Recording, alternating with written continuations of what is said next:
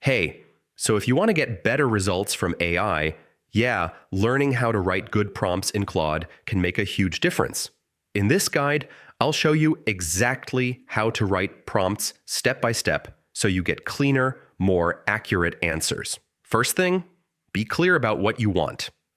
Instead of vague requests, say exactly what you need. Next, add context. So, tell Claude who you are or what situation you're in. This helps it give more accurate responses. All right, assign a role. Ask it to act like a teacher, marketer, or expert. This changes the style of the response. Now, be very specific.